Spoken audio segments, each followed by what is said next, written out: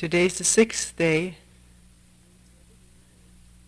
of this January 1984 7-day retreat.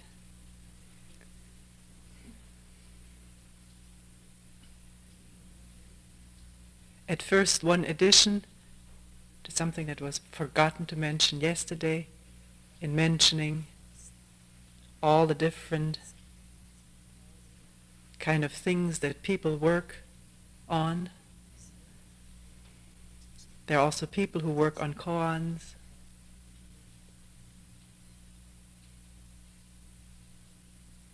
either very short ones or the kind that we take up quite frequently for a talk.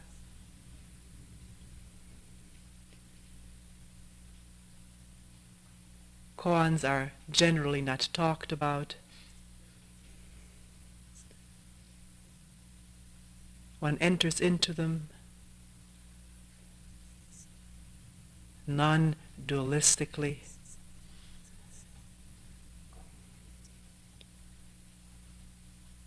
and demonstrates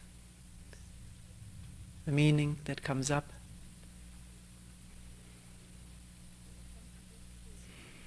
There was something yesterday in the reading which I did not comment about, and somebody asked about it, so I will take it up this morning. It had to do with attachment. So we'll talk a bit about attachment and then maybe take it much further.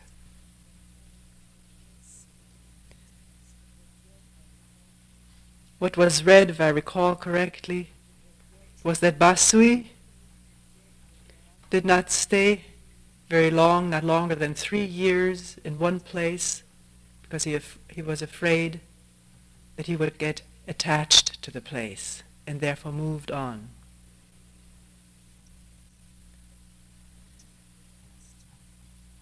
The person who brought it up wondered about this whole matter of attachment and fear of attachment.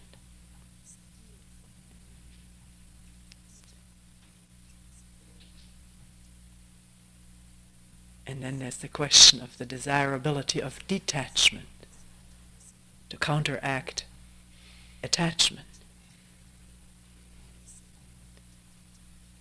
Not talking about Basui himself, I know nothing about it except that which was written there.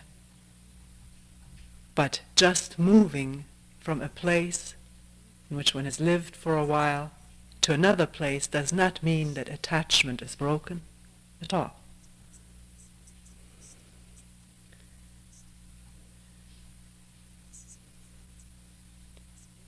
It can be a principle which one has established for oneself. One does not want to be attached. Attachment can be a pure idea. One may have never seen it in actuality, how it functions, how it arises, what its consequences are, but one has ideas about it because one has heard a lot about it. Many religions preach non-attachment. So one has established as an idea in one's mind the evil or undesirability, the hindrance of attachment, and in conjunction with that, the desirability of detachment. And out of this idea, one moves to another place. I've been here so long, this could mean attachment. To prove to myself that I'm not attached, I'll move someplace else. This can take place and nothing is seen about what actually goes on in oneself. The possibility of great attachment to the idea of detachment, of moving.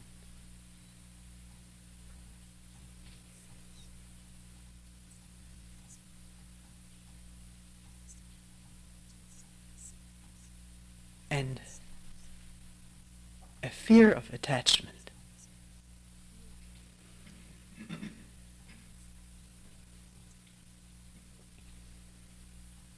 What is attachment?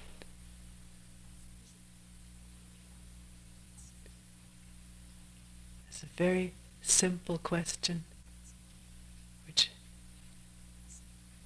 anybody who wishes to can look at.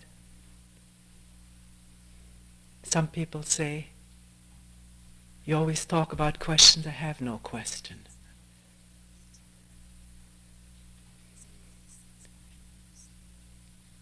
I feel no need for one. That's all right.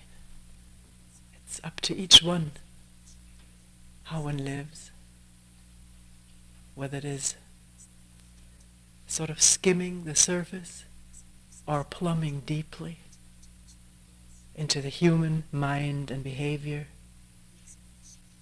which happens when one poses questions to oneself. And sees the vitalness of them, and asks with vitality and looks with vitality, intensity. It is not a selfish thing, because what one probes and investigates is always the human mind as evidenced in oneself. And in understanding that, observe, not just understanding it once or coming to an intellectual explanation, which one can find in textbooks, psychological, sociological, and other textbooks. Rather realizing the importance of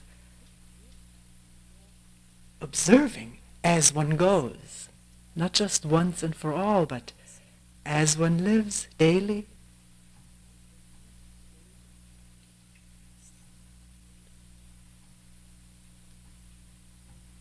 And under such probing and questioning and observing, problems do open up, reveal themselves.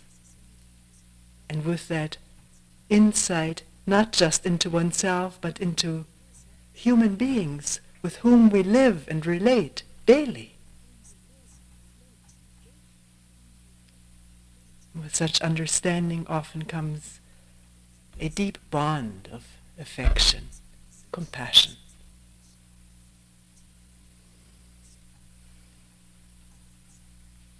So what is attachment?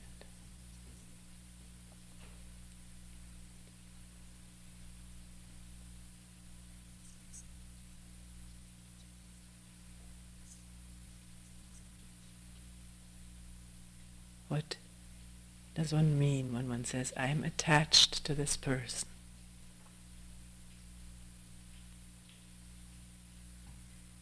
To this belief?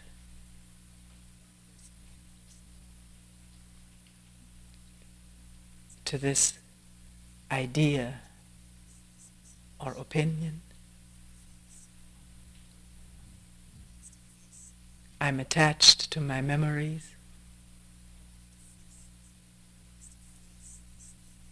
to the way things were.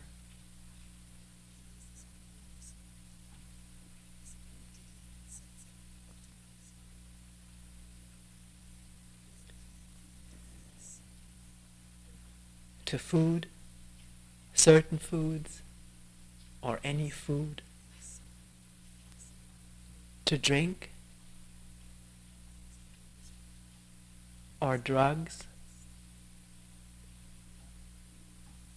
or medicines, remedies.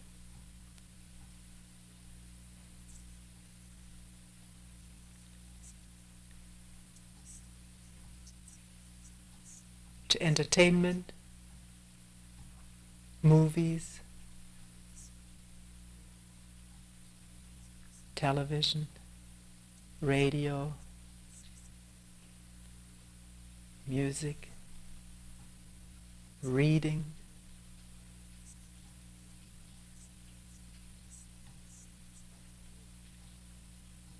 to already say I'm attached implies some insight, because very often if one is attached, one will protest, I'm not attached to this, I can do without it. If one finds protesting like this with some intensity, with some justification, as it were, or denial is a better word. It's a blinker light to look, not immediately to bare oneself to everyone around one. It's not necessary. That makes it hard, and that makes for rationalizations. But to go someplace where one can sit alone and look, to sit. This is one of the beauties of doing this sitting. There's one place one can be alone. Even though one sits with other people, one may or may not sit with other people. Find oneself a place in the country if one has that possibility. Sit under a tree or someplace and look. Is one attached? One has to ask this question and then allow the thing to show itself. Not immediately talk onto it as we talk onto each other. Verbalize about it, but be quiet and look, examine. Usually asking questions is the instigation for something to come up and show itself. Not asking questions in order to immediately give oneself an answer. Then it stops the inquiry. To ask and not know and look and observe.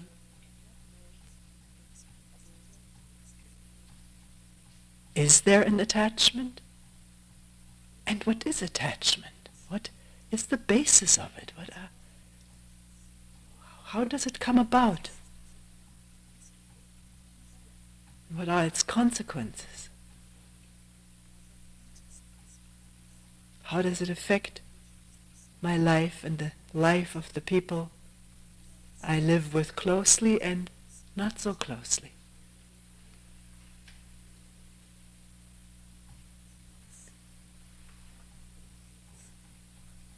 Attachment is an intense sort of clinging to something,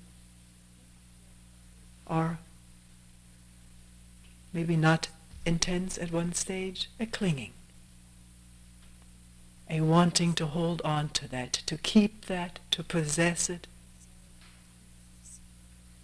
One calls it one's own, one is identified with it, which means the opinion, the person, the property, the money is me. Take it away and it is as though you tore something out of me. It belongs to the image of myself.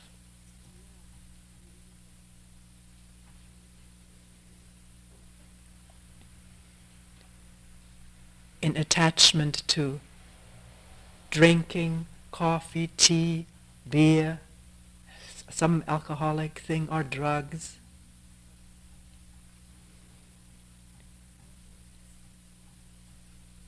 When does one reach for it and prepare it, drink it?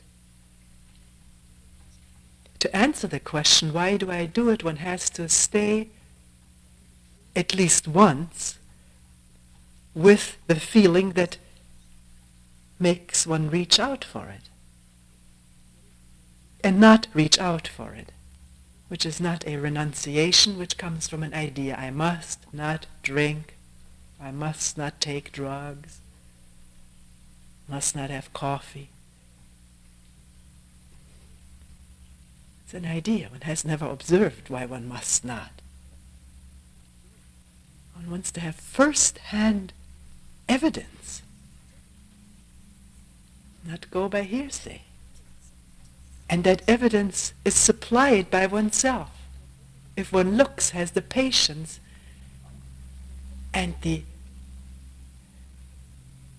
real vital interest to find out about oneself.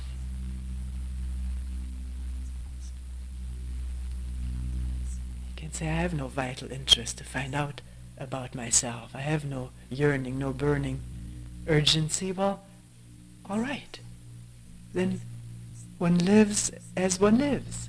Can there be at least a flickering of observation there? If one says, I'm not interested in that, well, all right.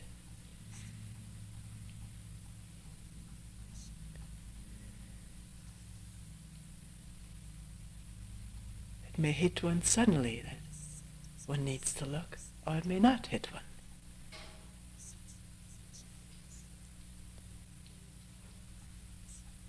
So we were saying, to find out why one is attached to taking something, one has to watch how one feels at the moment one reaches for it, or the idea comes, I would like to have that, and remain with that for a while, look at it, let it show itself.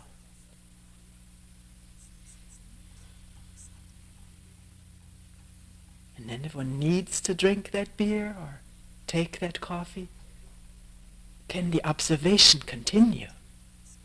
Not say, all right, I'm taking it, I'm lost cause. And there'll be so many rationalizations coming up. I've got to die anyways. If I don't die from this, I'll die from that. So I'd rather die from something I enjoy. We have a wellspring. And never, versiegen is the German word, never exhausted wellspring of rationalizations for what we want to do. To see that, not judging it, not just labeling it, I'm rationalizing, but see it. With this faculty of seeing starts functioning in our life. It is that which sheds light. And once this has started functioning, and there has been some light shed at a moment, maybe just an instant, maybe one realizes without needing to be convinced by anybody this utter importance of light.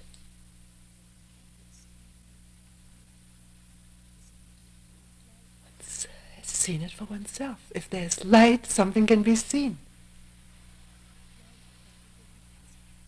And I don't mean the illusion of light, the idea of streams of light pouring in of one, being bathed in it. One has heard such things. No. If it has lit up once, something has been seen totally clearly, with no division in it, then the preciousness of it is understood.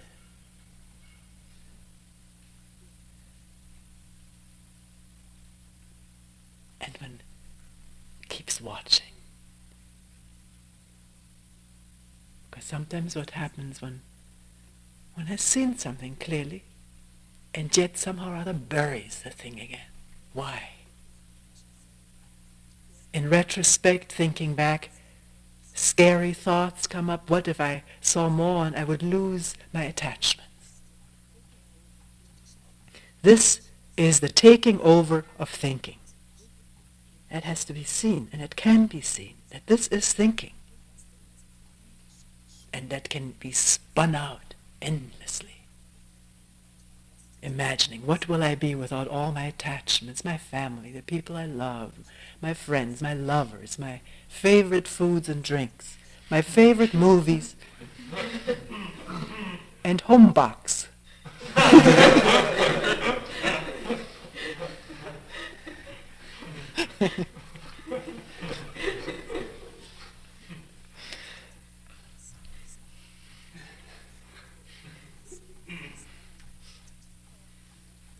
And that scares one. These thoughts scare one.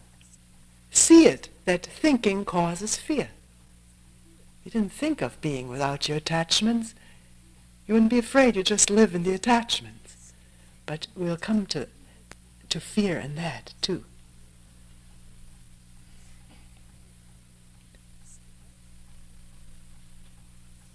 So it does happen that even though there has been a profound insight into something, into nothing, emptiness, no duality, quickly may become just the memory with thoughts attached to it. Either I want that back, and now a sort of greed is set in motion for it. And of course, greed is dark. Greed itself cannot shed light. But seeing greed sheds light on greed.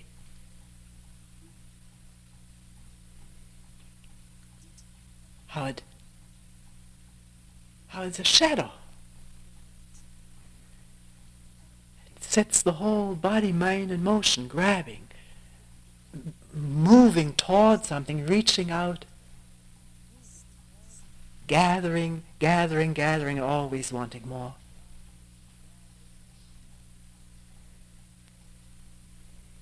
So either one wants more of it in a greedy sort of fashion, which is the product of thinking of it, of remembering and wanting that remembered event again, which has nothing to do with observation, being with what is going on right now.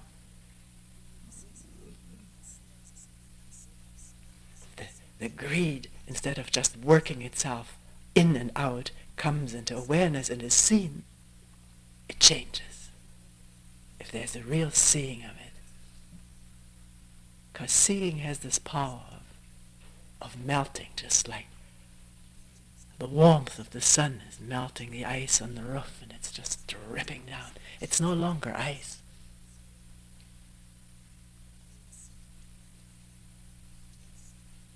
It's very liquid, very mobile, movable, and it can evaporate when there's more sun.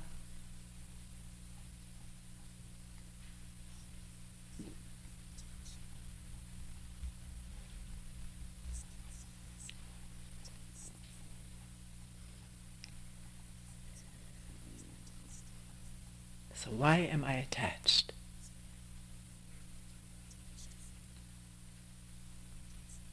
To a person.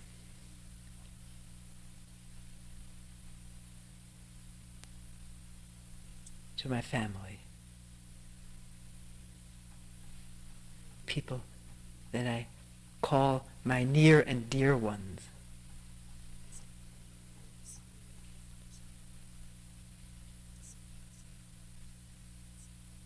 Actually, a lot of the attachment is in the mind. When we find the way one lives, there's a lot of conflict and hassling going on. A lot of trying to control each other, possess each other, tyrannize each other, actually, very often. One must be honest about this. Sometimes people say, you paint such bleak pictures of human relationship. Can't you say something nice? Would be so elating.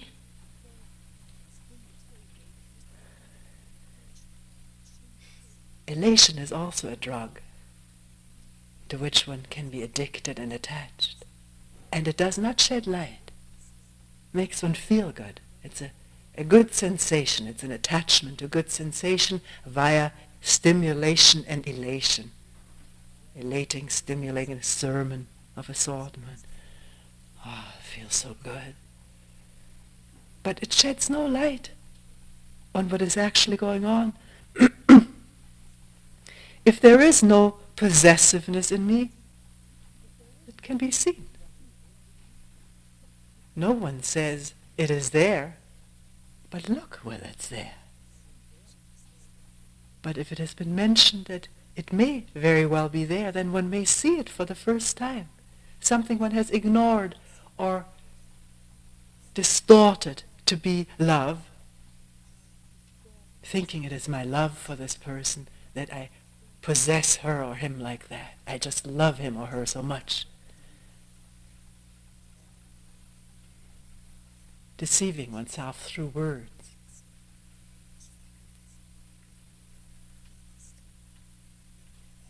It's very helpful in looking at relationship with people one lives closely together to put aside for a while the word love altogether, and look what's actually taking place.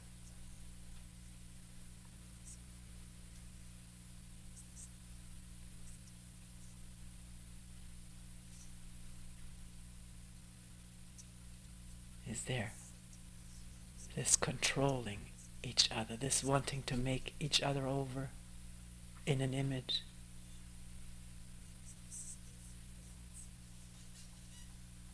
Wanting to influence the person to be one's constant comfort.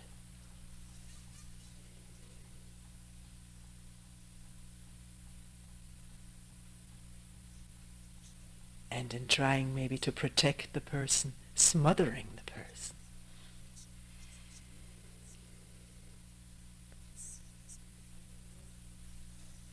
And looking closer, so honestly, so openly and patiently.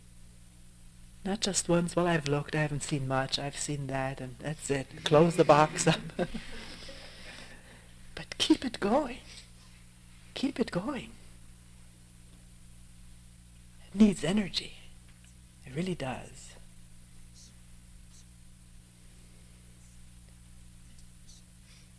And the energy comes from seeing the importance of it, and therefore not squandering it on this or that. This is important to one. Light is important.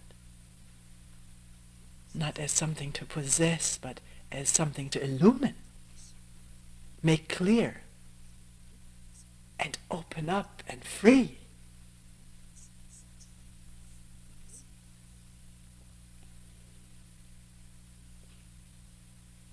So at looking at this attachment I feel to this person, becomes so clear. There's fear that he or she may leave me. I've been left before. Went through all this agony. Now I've got this person, and this person too may leave me. I won't be able to face it again. Not that I faced it the first time, really. I attached quickly to somebody or something else. Never faced this fear and pain of loneliness.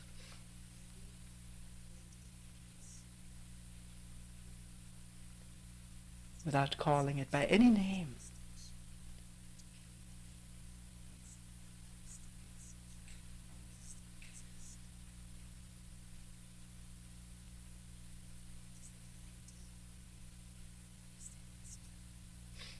Out of this fear and pain of loneliness, which one has felt before. One may have been utterly lonely already as a little child.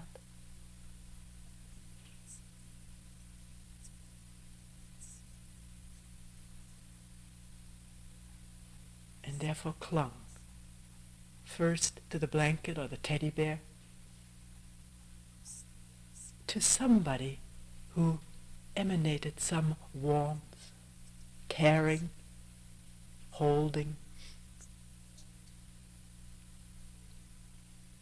Maybe it was the maid in the house, it wasn't the mother. And then the fear, she may be let go. Mother may have an argument with her and get another one. This fear of losing, of being alone.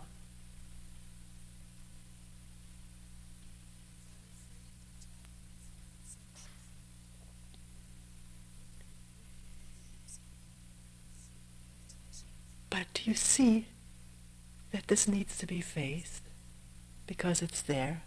If it's there, you may have resolved loneliness and not be attached. That's for you to see.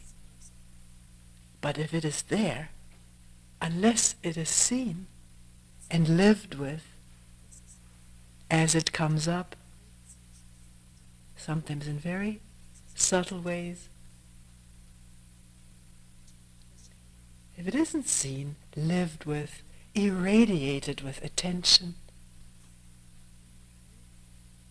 and therefore, sooner or later, irradiated with light. Unless this takes place, one will forever seek attachments.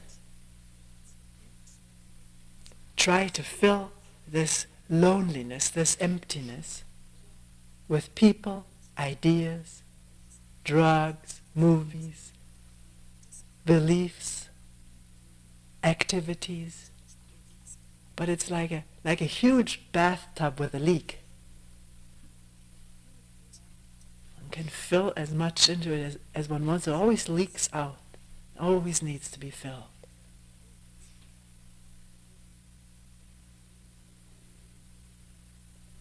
But it doesn't fill. Because something has not been faced, which is at the root source of it. Something has not been lit up with attention and awareness. And it's only this lighting up with attention and awareness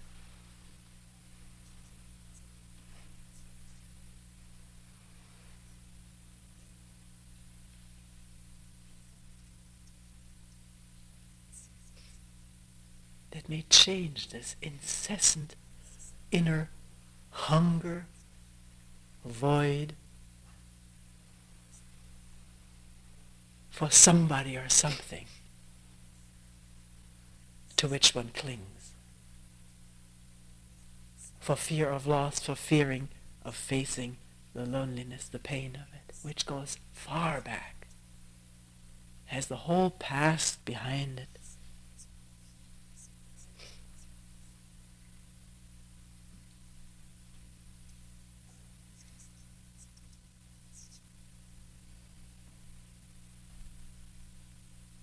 Whereas if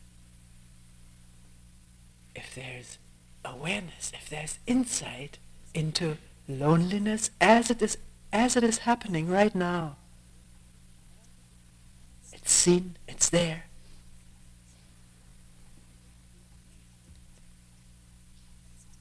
As it is right now. There's something different taking place. There's a disconnection from the whole past. Whereas our not being in touch with it, not looking at it, then it's just our own past which tries to do something about it. It's the past doing something about the past.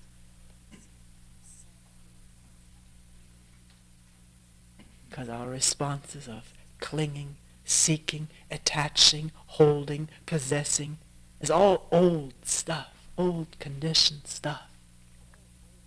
There's nothing new in it. It's a constant revolving in the past. And even the people we're attached to we don't see. We see them as our mother, our father, or some ideal lover. And one finds out this person isn't really like that, then one drops that person. Looks for the ideal someplace else.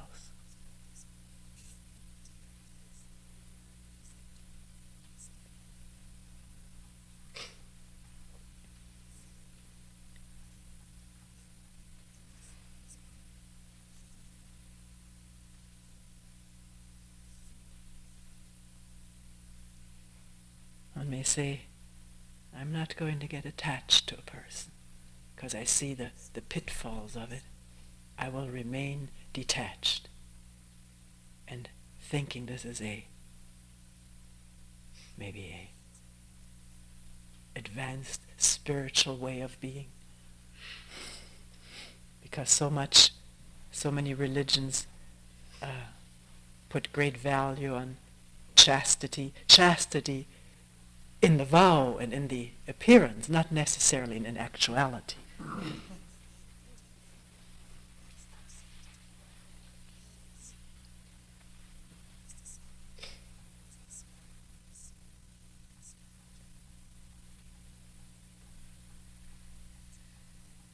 Can one look at that too?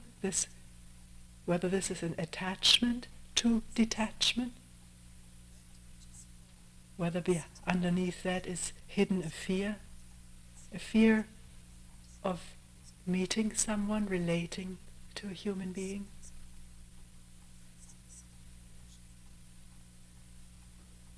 Meaning one projects onto people past images of people who may have hurt one, tyrannized one, scared one.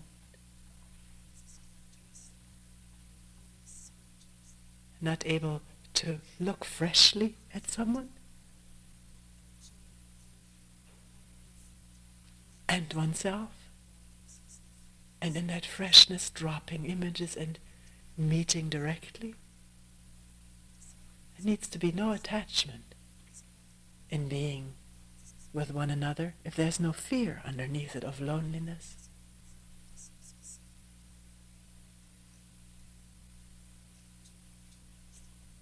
And if there's loneliness in the relationship, can it all be looked at? Because of our training, we always, and the way we have been using language and thought, we think unless this thing is resolved, I can't do that. But this kind of work which we're all engaged in is looking as we go, looking at how we live. Not immediately coming to a conclusion, saying I can't do this anymore because I'm such and such, but looking, observing, not hiding from ourselves.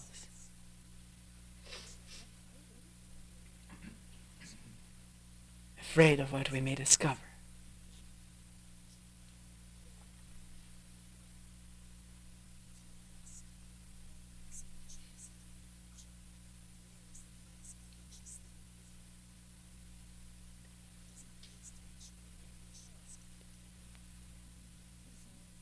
There is a koan.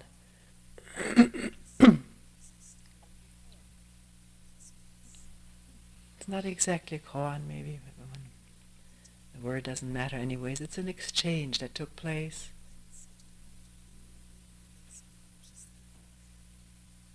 9th or 8th century in China between a layman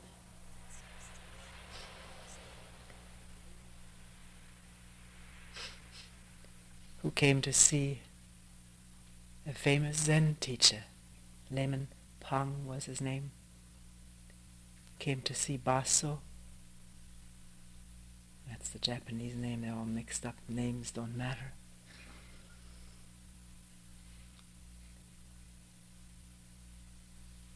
And this layman, Pang, so the story about him goes, had seen this importance of shedding light, of understanding, and living in the light of understanding.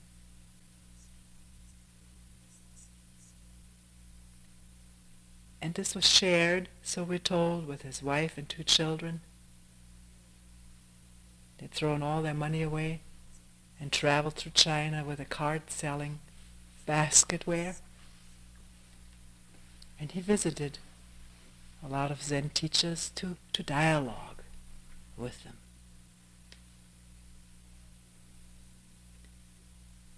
In this particular instant, he asked, Who is it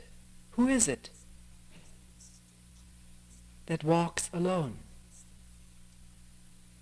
without any companion? Who is it that walks alone without any companion?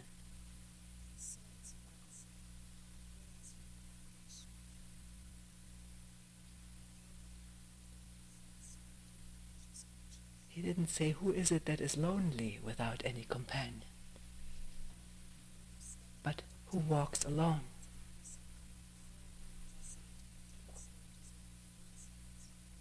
And Baso replied, I'll tell you, after you've drunk up all the waters of the West River in one gulp, all the waters, including the waves, the bubbles, all of it, the whole thing, swallowed up in one gulp.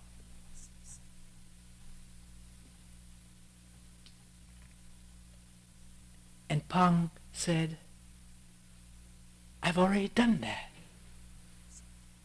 And Baso said, then I've already told you.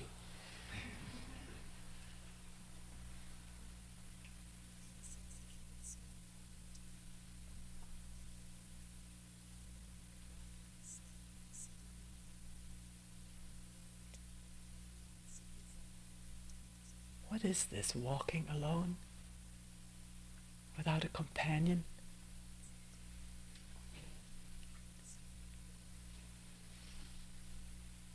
Apparently he hadn't thrown his wife and children into the river too.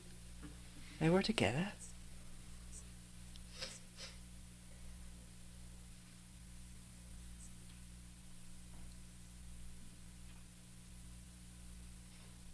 Being alone.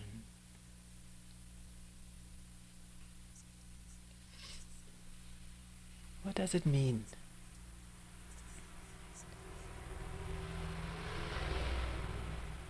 Does it just mean leaving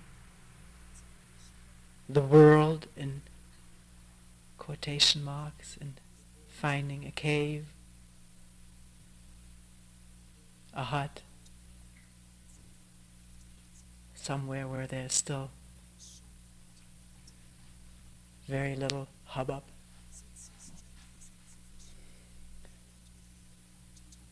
Over the centuries, if there will still be life, it'll be harder and harder to find such a place.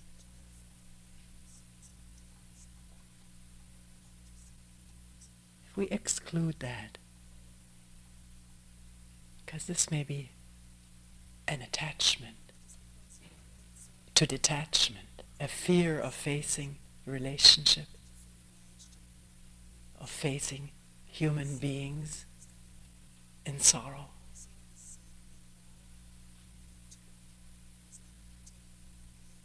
In problems, in difficulty, fearing to get enmeshed, embroiled in that. We're not taking that interpretation of aloneness. So then what can it mean to walk alone without any companion?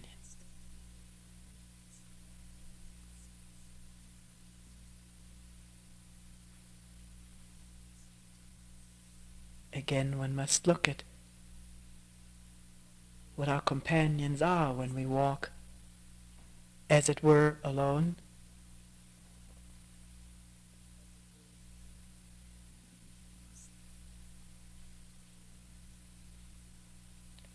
When one takes a walk alone, it's rare enough that one does. During a retreat, there's a possibility for that, to really take a walk alone, up the stream, up the hill, down the lake, through the fields. Is one alone? Or is one looking forward to this and that? The mind occupied with excited anticipation of some nice event to come, or looking backward, nostalgic memories of the past.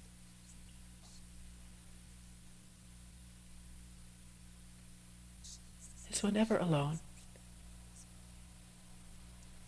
Even if people in flesh and blood aren't around one?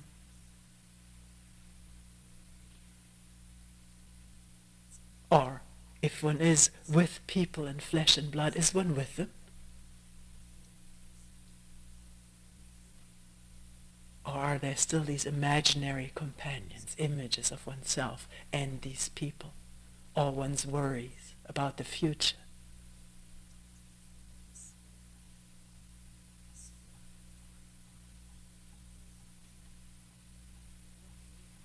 What is being said is not, if you walk alone, you must not have any thoughts. People get an idea like this and despair of ever being free of thoughts. And then, how can I get rid of them? Oh, it's terrible. Oh, it's hopeless. More thoughts. But in walking alone, can there be this quality of awareness and attention which sheds light?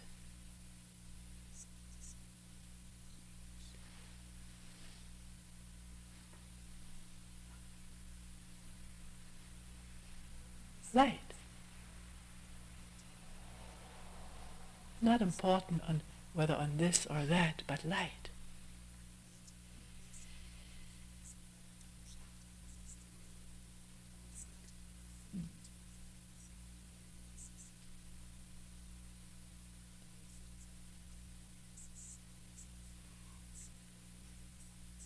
When there is this, as we mentioned this morning, this moving in a broad space of listening and looking and observing, broad meaning not narrowed by our own conditioned judgments, our own conditioned wants and dislikes. Just seeing, completely impartial, free, open.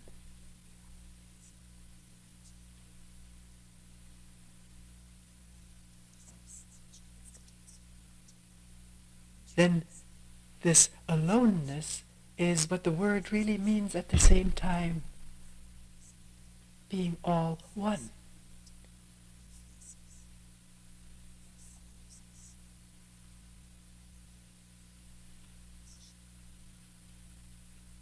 Where the drips, the crunch, the wind, sky, the lake,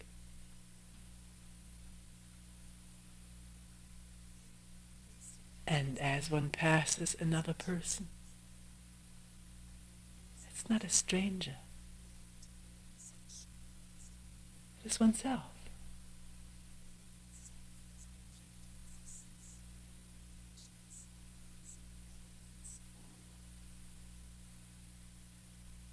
You see, we always crave for love and affection to come to us from the outside, and in the hope of gaining that, we attach ourselves to people to get this love and affection from someone else. We're forever seeking for it.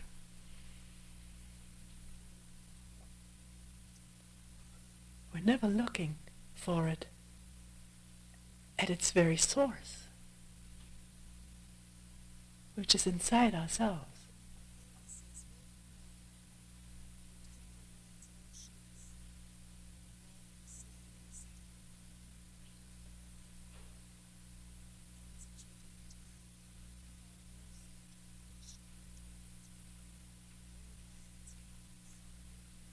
When it seeps to the ground there, it isn't craved.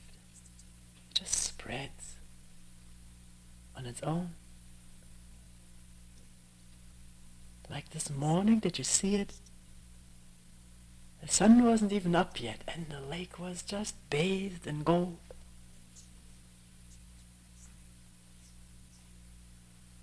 Just spreading.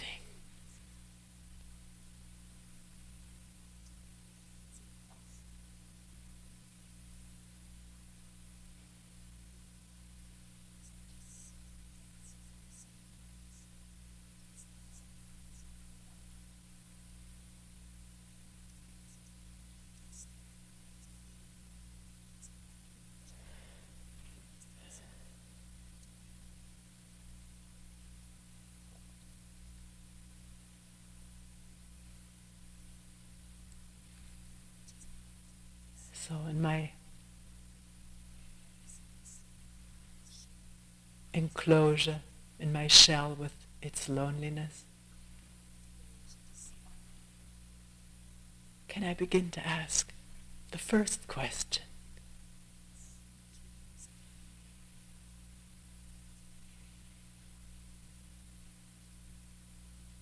What is it? And then listen, watch, observe, look.